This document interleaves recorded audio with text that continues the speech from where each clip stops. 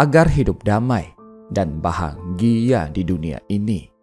Satu-satunya cara ialah merelakan. Di dunia ini terdapat banyak hal yang kompleks.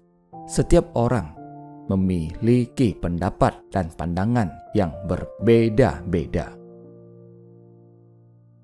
Memiliki pandangan yang sama dalam suatu hal tidaklah mudah. Jika tidak bisa mencapai kesepakatan, tentu hati kita akan merasa tidak senang. Tanpa kesatuan dan keharmonisan, bagaimana bisa kita dipenuhi sukacita jika segala sesuatu tidak berjalan sesuai keinginan? Bagaimana bisa kita merasa damai? Jadi, dalam memandang segala hal dan memperlakukan sesama, kita harus melapangkan hati kita. Demikianlah hendaknya kita memperlakukan sesama. Bagaimana melapangkan hati dan memurnikan pikiran? Kita harus memiliki pikiran yang sederhana, sabar, serta tekun dan bersemangat melatih diri. Saat melatih diri, kita harus bisa mengalah. Jika dengan demikian dapat membimbing orang lain.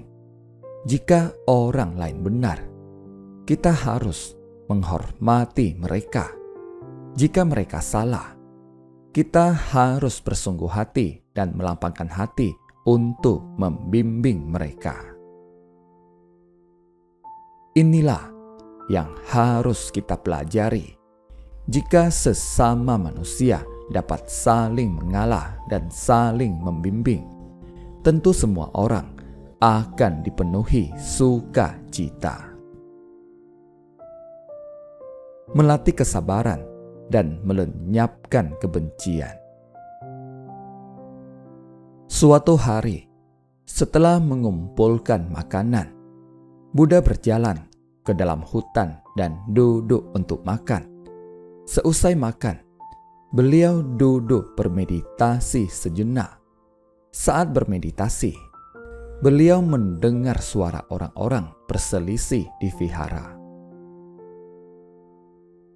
Beliau bersungguh hati mendengarkannya. Ternyata para anggota sangha tengah membahas siapa yang pernah melakukan kesalahan atau melanggar sila dalam kehidupan sehari-hari. Di tengah pembahasan itu, disebut bahwa ada biksu yang pernah melakukan kesalahan. Seorang biksu dengan ringan berkata bahwa pada suatu hari, saat dia tengah menjalankan tugasnya, ada seorang biksu yang melewatinya sambil bertutur kata buruk, sehingga membuatnya sangat tidak nyaman hingga kini. Mendengar ucapannya, biksu yang disebutkan itu dengan lantang berkata, "Kapan aku bertutur kata buruk padamu?" Dia pun mengucapkan serangkaian kata-kata buruk. Biksu tadi tidak merespon dan berpikir, "Aku harus bersabar. Aku harus bersabar." Namun, biksu yang berbicara dengan lantang tetap enggan berhenti. Dan para biksu yang membahas hal ini bersama pun tidak berani bersuara. Buddha lalu menyimpan mangkuknya dan berjalan kaki kembali ke vihara. Setelah tiba di vihara, Buddha duduk dan bertanya, "Apa yang terjadi? Aku sepertinya mendengar suara yang sangat bising. Sesungguhnya, apa yang terjadi?" Semua orang menatap satu sama lain. Biksu yang bertutur kata buruk pun tak berani bersuara. Lalu, Seorang biksu menjelaskan apa yang terjadi. Setelah mendengar penjelasannya, Buddha menghela nafas dan berkata, jalinan jodoh dengan orang-orang di dunia ini menimbulkan noda dalam batin kita. Akumulasi noda batin inilah yang mendatangkan penderitaan. Kalian telah melatih diri. Mengapa tidak bisa menghindari pertikaian dan harus berselisih seperti ini? Seorang biksu lainnya berkata kepada Buddha. Biksu yang bertutur kata buruk kemudian menyadari bahwa dirinya salah dan meminta maaf kepada biksu kedua. Namun, biksu tersebut tidak dapat memaafkannya. Buddha lalu berkata, di alam surga Traya Trimsa, Dewa Sakra berbagi sebuah perumpamaan dengan para dewa. Sebuah lentera dinyalakan demi membawa kecemerlangan bagi sekitarnya. Agar bisa menyala, lentera ini membutuhkan minyak. Ada seseorang yang mengambil minyak dengan gayung. Dia semula hendak menambahkan minyak, tetapi karena terlalu dekat dengan api, gayung tersebut malah terbakar dan tangannya ikut terbakar. Kita semua tengah melatih diri. Untuk apa terus mengungkit hal yang telah berlalu? Saat mendengar kesalahan kita di masa lalu, kita juga hendaknya tidak mencari alasan. Keduanya salah, namun biksu yang bertutur kata buruk telah berintrospeksi dan menyatakan pertobatannya. Sedangkan biksu lainnya hanya diam dan tak merespon.